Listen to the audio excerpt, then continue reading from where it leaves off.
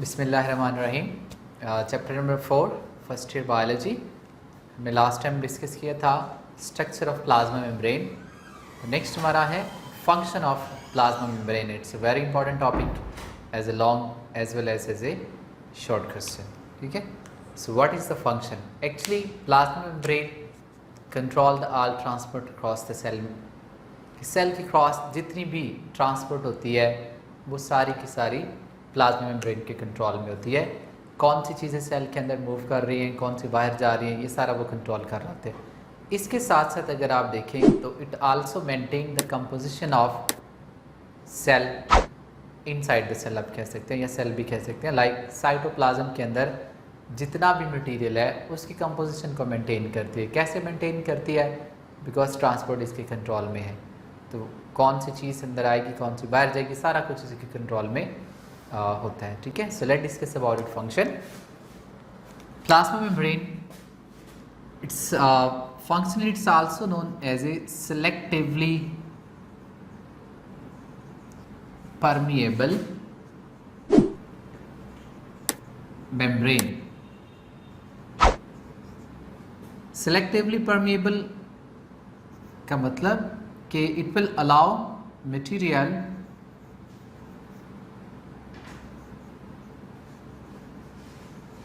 pass across the cell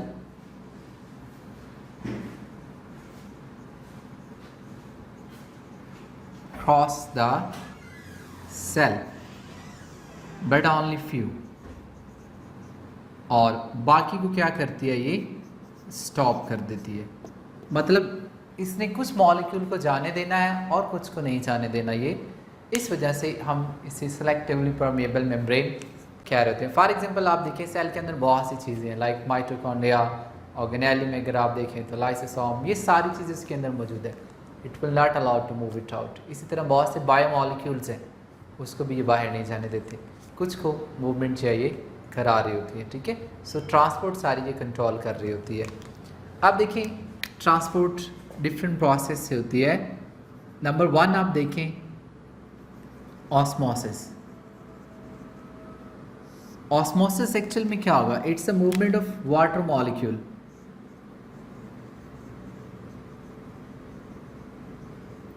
movement of water molecules across the membrane। कि membrane के cross ये एक water molecule की मूवमेंट होती है from high to lower concentration. तो इसके क्रॉस होगी, वाटर मॉलिक्यूल को आना जाना ये सारा कंट्रोल कर रही होती है बाय मीन्स ऑफ ऑस्मोसिस। इसके अलावा अगर आप देखें डिफ्यूजन,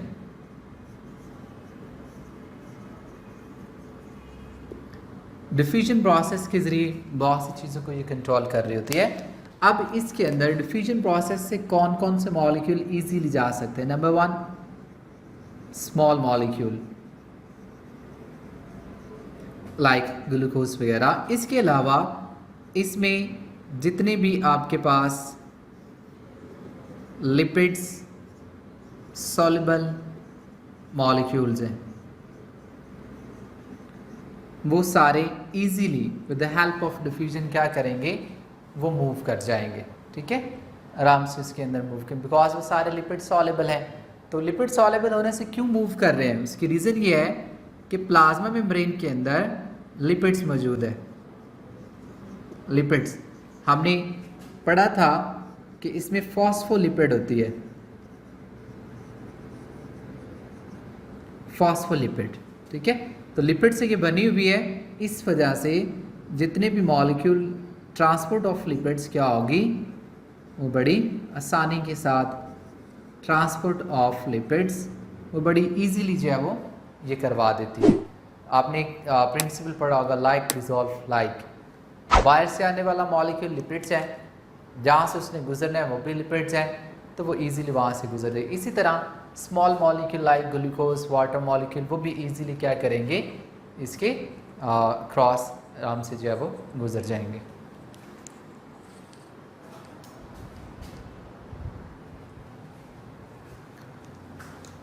इसी तरह आप देखिएगा पैसिव ट्रांसपोर्ट।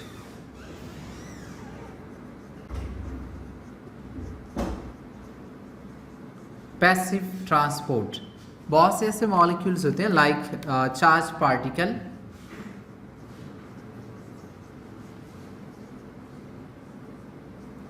पार्टिकल, उनको फिर पैसिव ट्रांसपोर्ट के जरिए सेल के अंदर ले जाया जाता है। ठीक है,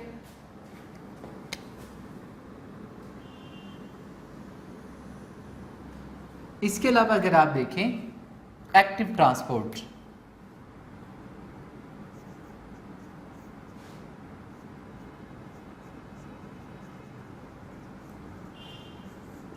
एक्टिव ट्रांसपोर्ट, अब एक्टिव ट्रांसपोर्ट क्या होता है, बहुत सा ऐसा मटेरियल होता है, कह लें कि movement of material against the concentration gradients,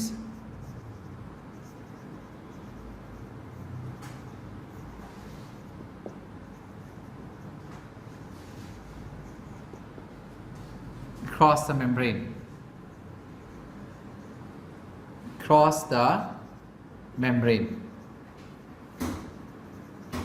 is called active transport। ठीक है, अमूमन ऐसी चीज़ों में क्या होता है कि इनसाइड कंसंट्रेशन हायर है, हम उसको फिर भी और बाहर से अंदर की तरफ ले जा रहे होते हैं, तो ये एक्टिव ट्रांसपोर्ट होती है। इसके अंदर क्या होता है, एटीपी मॉलिक्यूल इस्तेमाल होते हैं, एटीपी मॉलिक्यूल्स। ठीक है, इसी तरह कुछ चीज़ें सेल से बाहर ज़्यादा होती है, हमें उनकी ज़रूरत नहीं होती, हम उसको सेल से मज़ीद बाहर भेजते हैं, तो बाहर ऑलरेडी चीज़ें ज़्यादा है, हम उसको फिर भी बाहर भेज रहे हैं, तो इसमें भी क्या होगा, एक्टिव ट्रांसपोर्ट होगी। ठीक है, एक्टिव ट्रांसपोर्ट के लिए डिफरेंट मटेरियल इस्तेमाल होता है, हम इसको एक डायग्राम के साथ पढ़ते हैं। लेट्स सी कि ये आपके पास प्लाज्मा मेम्ब्रेन है,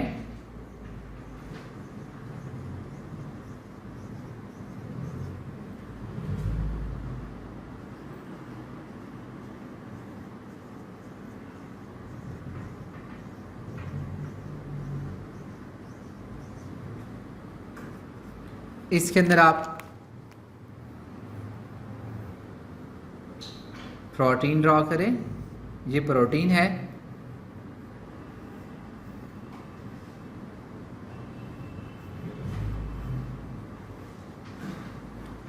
इसी तरह आप यहाँ भी प्रोटीन ड्रॉ कर सकते हैं, एम्बेडेड प्रोटीन जो इसके स्ट्रक्चर में ऑलरेडी डिस्कस की जा चुकी है।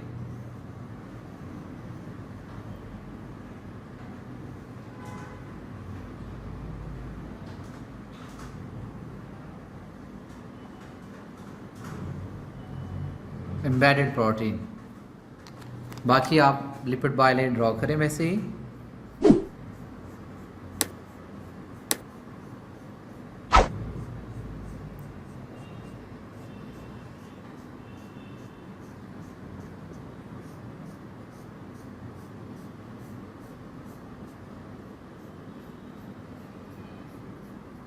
ये लिपिड बायलेट है, तो आप लेट्स सपोज कि यहाँ पे कुछ मॉलिक्यूल्स हैं, ये वाले चार्ज पार्टिकल्स हैं,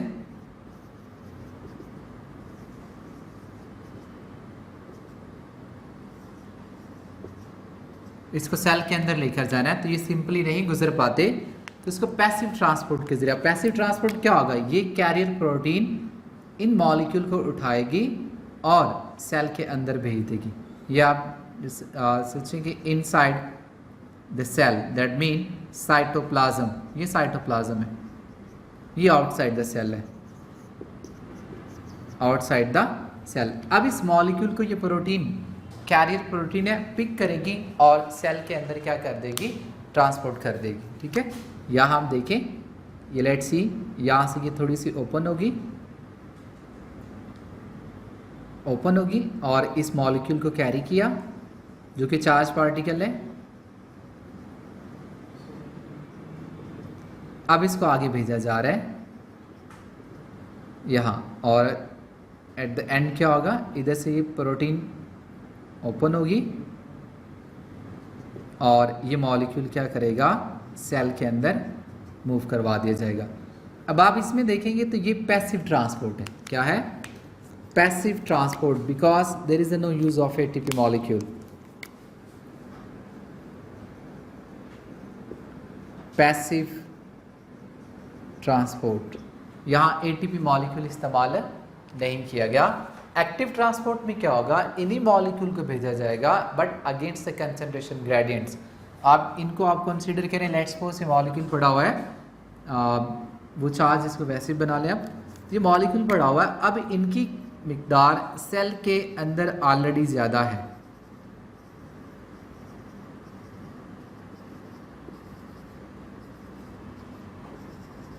अब इनको लेकर जाना है, फिर भी सेल के अंदर लेकर जाना है, तो इसमें फिर क्या होगा कि ये प्रोटीन इसको उठाएगी और इसको क्या करेगी, इन साइड पे छोड़ के आएगी। यहाँ मॉलिक्यूल को उठाया, या आप कह लें कि पंप करेंगे, ये मूव कर रहे हैं, ये, और यहाँ सेल के अंदर। और इसके साथ साथ आप एक तो देखिए ना कि अगेंस्ट से कंसंट्रेशन ग्रेडियंट्स है कि यहाँ मिकदार ज़्यादा है, वहाँ पे कम है, फिर भी वो ज़्यादा की तरफ लाया जा रहा है। तो इसके साथ क्या होगा, एटीपी मॉलिक्यूल का इस्तेमाल होगा। एटीपी था, एडीपी में बन गया और इसने एनर्जी यहाँ इसको प्रोवाइड कर दी। ठीक है, ये एनर्जी इसने प्रोवाइड की। तो ये जो प्रोटीन है एटीपी को इस्तेमाल करते हुए इन मॉलिक्यूल को साइटोप्लाज्म के अंदर पंप कर रही है। तो it will be consider as a active transport while there is no use of ATP molecule and it's not against the concentration gradients, तो it will be consider as a passive transport. ठीक है, इसे आप कह सकते हैं कि ये एक्टिव है, एक्टिव ट्रांसपोर्ट है, और वो आपके पास पैसिव ट्रांसपोर्ट है। अब ये एक्टिव ट्रांसपोर्ट रिवर्स भी हो सकती है, मतलब इस फॉर्म में भी हो सकती है कि मॉलिक्यूल बाहर ज़्यादा हो तो उसको अंदर से बाहर की तरफ मज़ीद पंप किया जा रहा है, उनकी हमें ज़रूरत नहीं है, तो इसलिए सेल को उस चीज़ को सेल बाहर भेजता चला जा रहा है। इसकी बेस्ट एग्जांपल है resting membrane potential. Nervous system के अंदर जो नर्व सेल्स है उनकी मेम्ब्रेन और उनका जो पोटेंशियल है उसे रेस्टिंग मेम्ब्रेन पोटेंशियल कहते हैं। उसमें एक्टिव ट्रांसपोर्ट हो रही होती है पोटाशियम और सोडियम आयन के एक्सचेंज के लिए। ओके बेटा, तो ये दो मेजर फॉर्म है, एक्टिव ट्रांसपोर्ट और पैसिव ट्रांसपोर्ट। इसके अलावा जो ट्रांसपोर्ट की जाती है, कुछ ऐसे मटेरियल भी होते हैं जो बहुत बल्की मटेरियल होते हैं, मतलब बड़े मटेरियल होते हैं, वो इनमें से किसी भी प्रोसेस के ज़रिए सेल के अंदर या सेल से बाहर मूव नहीं कर पा रहे होते। उनके लिए फिर एक अलहदा सा प्रोसीजर है जिसमें सेल उसको सेल के अंदर अपने अंदर लेके जाएगा या वहाँ से बाहर भेजेगा। तो उसमें अगर आप देखें तो हमारे पास दो चीज़ें हैं, एक है एंडोसाइटोसिस,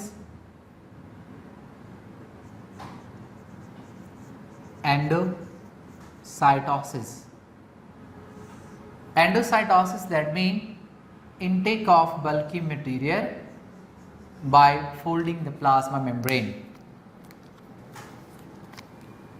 इसमें क्या होता है, intake of bulky material by infolding of plasma membrane। Infolding of plasma membrane, it is considered as a endocytosis। Let's see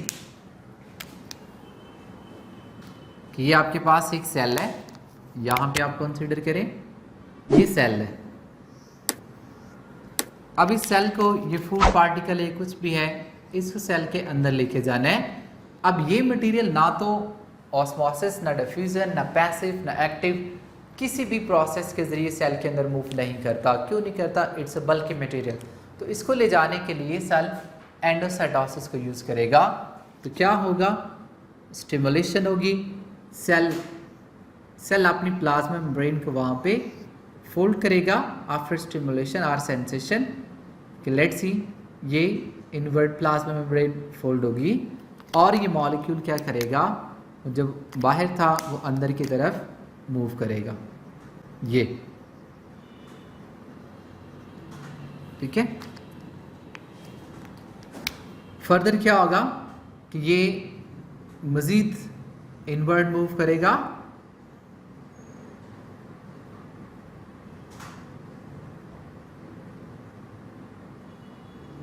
और एक्सटर्नल मेम्ब्रेन मज़ीद क्लोज होती चली जाएगी,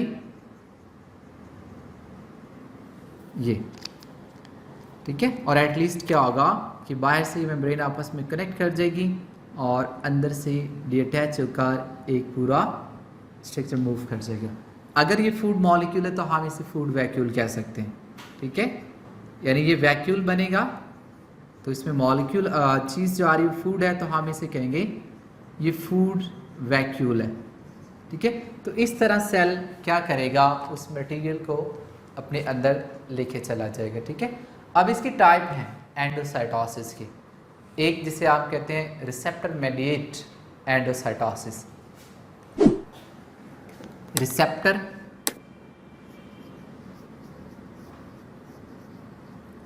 मेडिएट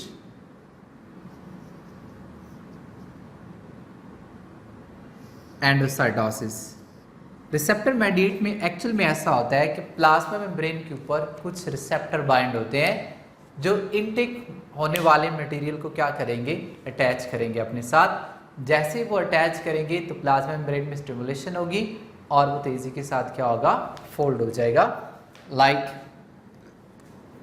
आप देखिए यहाँ पे कि ये आपके पास एक सेल है और इसके ऊपर ये रिसेप्टर लगा हुआ है, ये यहाँ पे रिसेप्टर है,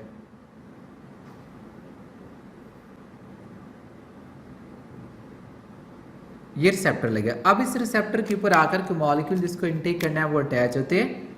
लाइक लेट्स सपोज ये मॉलिक्यूल है, इनको इनटेक करना है तो ये इधर आकर अटैच हो जाएगा, ये ठीक है। तो जैसे ही यहाँ पे अटैच होगा सेल मेम्ब्रेन में स्टिमुलेशन हो जाएगी और वो तेजी के साथ क्या करेगी, फोल्ड हो जाएगी विद इट्स रिसेप्टर। ये सेल और इसके अंदर ये रिसेप्टर और उस रिसेप्टर के ऊपर वो मॉलिक्यूल जिनको सेल के अंदर लेकर जाना है। फर्दर एज इट ही होगा कि ये मजीद फोल्ड हो जाएगा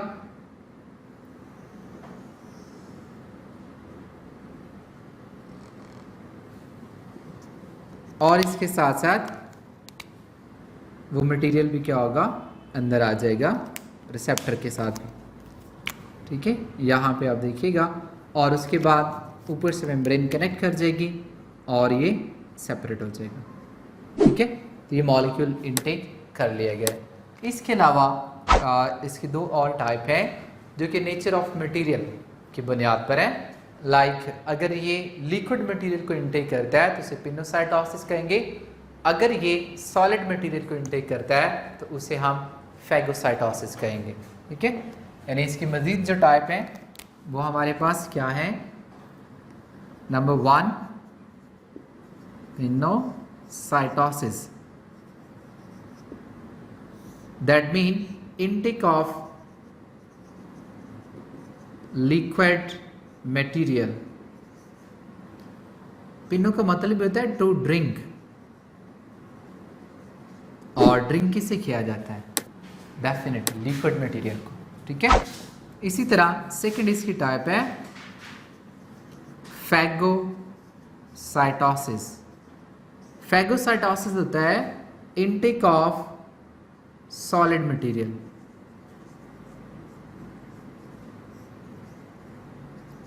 सॉलिड मटेरियल को इनटेक करना। फैगो का मतलब होता है टू ईट,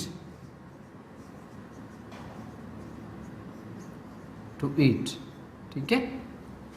दैट मीन खाना किसी चीज़ को, तो सॉलिड मटेरियल को हम खाते हैं तो उसमें फैगोसाइटोसिस के अगर एक सेल जो है वो सॉलिड मटेरियल को इनटेक कर रहा है तो it will be consider as a phagocytosis, ठीक है। नेक्स्ट एंडोसाइटोसिस के अलावा एक हमारे पास और है, वो है exocytosis. Exocytosis that mean movement of material out of the cell with the help of plasma membrane, या वैक्यूल भी आप कह सकते हैं। एक्चुअल में वैक्यूल की राउंड जो होती है वो प्लाज्मा मेम्ब्रेन होती है, यहाँ पे आप देखिए प्लाज्मा मेम्ब्रेन कट के अंदर जा रही है, तो यही प्लाज्मा मेम्ब्रेन आकर दोबारा से भी कनेक्ट होती है। फॉर एग्जांपल आप देखिए कि ये आपके पास एक सेल है और इसके अंदर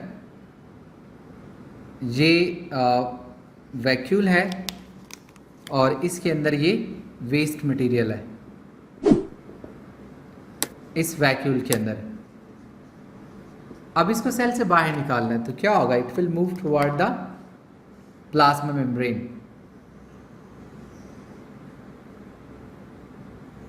प्लाज्मा मेम्ब्रेन की तरफ मूव करेगा। यहां पे देखिए ये इसके क्लोज हो गया, उसके अंदर ये सारा मटेरियल, और फर्दर ये मजीद क्या करेगा, प्लाज्मा मेम्ब्रेन के क्लोज हो जाएगा।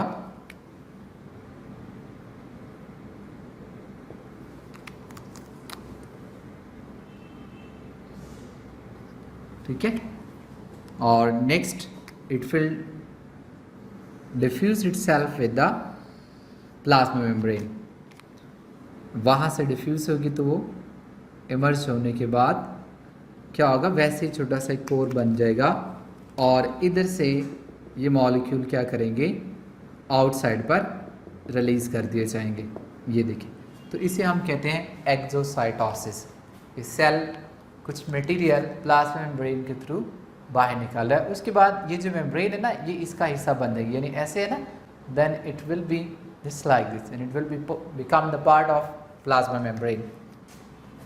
यानी नेक्स्ट आप देखेंगे तो वो जो मटेरियल है बाहर भेज दिया गया है और जो प्लाज्मा मेम्ब्रेन जो वैक्यूल था उसके अंदर जो मेम्ब्रेन थी वो उसी प्लाज्मा मेम्ब्रेन का वापस हिस्सा बन जाएंगी और ये सारा वो मटेरियल है जो रिलीज करवा दिया गया है। तो it is known as a exocytosis. ठीक है, एक्सोसाइटोसिस की एग्जांपल बहुत ज़्यादा आपको मिलेंगी। फॉर एग्जांपल आप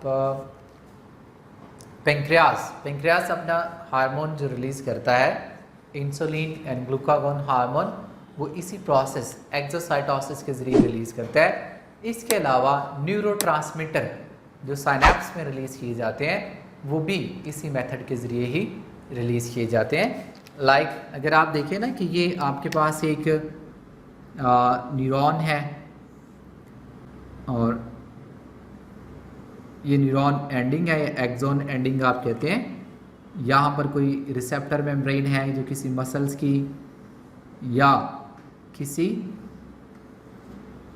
न्यूरॉन्स की हो सकती है, तो इसने यहाँ से कुछ केमिकल रिलीज़ करने होते हैं इस एरिया में, तो इधर से जो केमिकल यहाँ रिलीज़ किए जाते हैं वो बिल्कुल इसी प्रोसेस के ज़रिए रिलीज़ किए जाते हैं, यानी एक्सोसाइटोसिस के ज़रिए रिलीज़ किए जाएंगे। यानी यहाँ पर वैक्यूल बनेगा, ये इधर जाकर अटैच हो जाएगा और केमिकल वहाँ पे रिलीज़ करवा दिए जाएंगे। यहाँ आप देखिएगा ये केमिकल ये इधर सारे रिलीज़ करवा दिए गए। ओके, इट्स अ न्यूरोट्रांसमीटर, यानी ऐसे केमिकल हैं जो न्यूरॉन प्रोड्यूस कर रहे हैं और वो मैसेज को लेकर जा रहे हैं। तो इट इज़ एन एक्सोसाइटोसिस। और भी बहुत सी एग्जांपल आपको मिल जाएंगी। ठीक है, so it was all about function of the plasma membrane. Function of plasma membrane, it's a very important long question as well as a short question. बहुत सी ऐसी चीज़ें हैं जो एज ए शॉर्ट पूछी जाती हैं, like why plasma membrane is known as a selectively permeable membrane. उसके बाद exocytosis, endocytosis, active passive transport के जरिए कौन सी चीज़ें मूव करती हैं, ये आपसे पूछी जा सकती हैं। और एज ए लॉन्ग भी ये इंपॉर्टेंट है, what is the plasma membrane and what its function. Hopefully कि आपको समझ आई होगी। और कोई क्वेश्चन हो या कोई बात ना समझ में आई हो तो कमेंट्स पे जाएं, वहाँ पे टाइप करें, I will reply you. Okay, अल्लाह हाफिज़।